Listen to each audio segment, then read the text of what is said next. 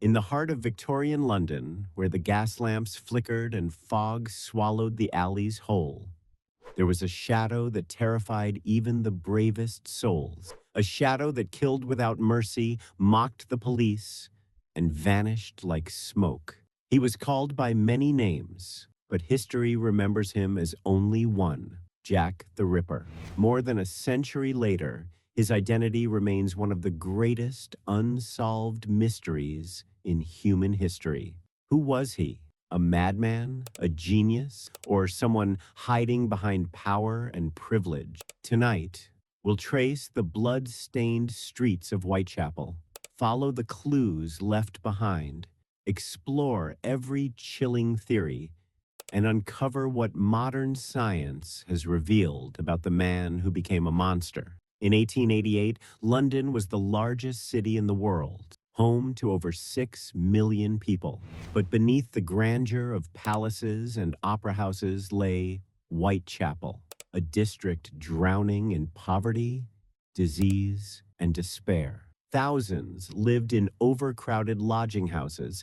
Alcoholism was rampant, and women walked the streets to earn a few coins for bread. In that darkness, the first victim appeared. Marianne Nichols, found murdered on August 31st, 1888. Her throat was slit, her body mutilated. A week later, Annie Chapman, then Elizabeth Stride, Catherine Eddowes, and Mary Jane Kelly. Each murder was more brutal, more calculated. The precision of the cuts led detectives to believe this was no ordinary killer.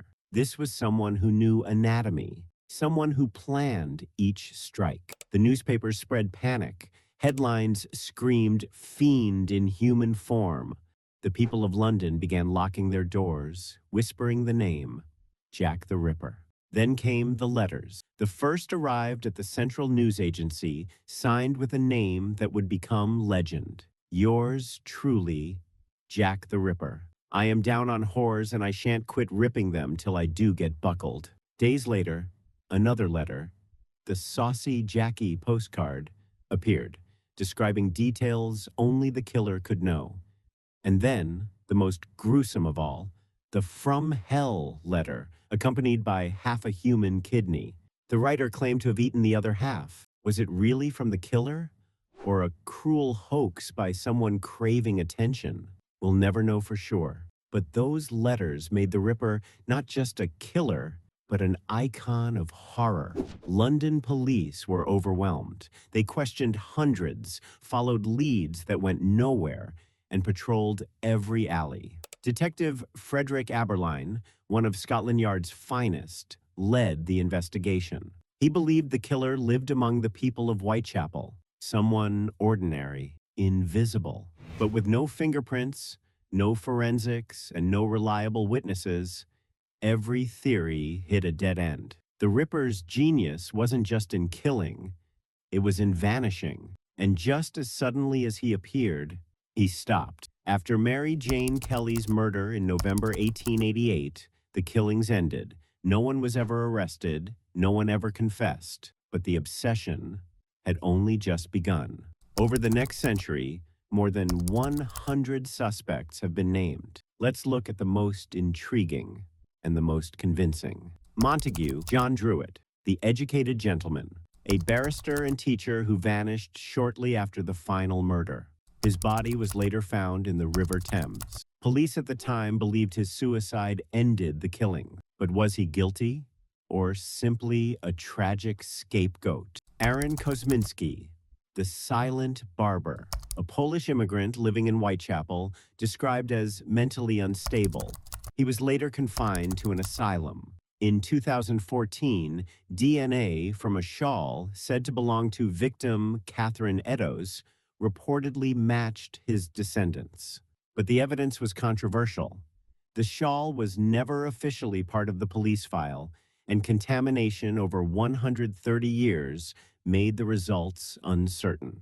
Still, many modern investigators believe Kosminski remains the most likely suspect. Walter Sickert, the artist with dark obsessions, a well-known painter fascinated with violence and prostitutes. His artworks eerily resembled the Ripper's crime scenes. Crime writer Patricia Cornwell even claimed she had DNA evidence linking him to the Ripper letters. But experts say the match was weak and circumstantial.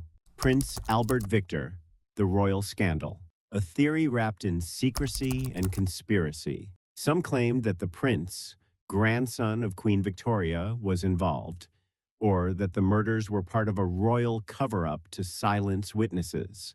Historians have largely dismissed this as fantasy, but it shows how deeply the mystery infected British society. Even royalty wasn't above suspicion.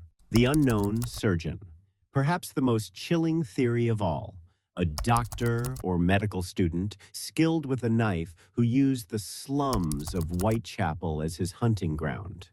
An expert's hand in the darkness, operating on fear itself. For over a century, technology has tried to unmask the Ripper. DNA testing, criminal profiling, and digital reconstructions have all been used. Experts at Scotland Yard recreated behavioral profiles, suggesting the killer was likely in his late 20s to 30s, intelligent, socially withdrawn, and living near the murder sites. But every time one theory rises, another emerges to destroy it. There's never been definitive proof.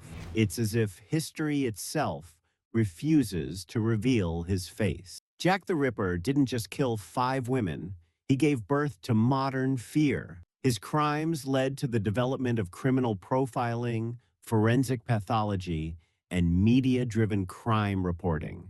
Even today, books, films, and documentaries continue to chase the same shadow through time.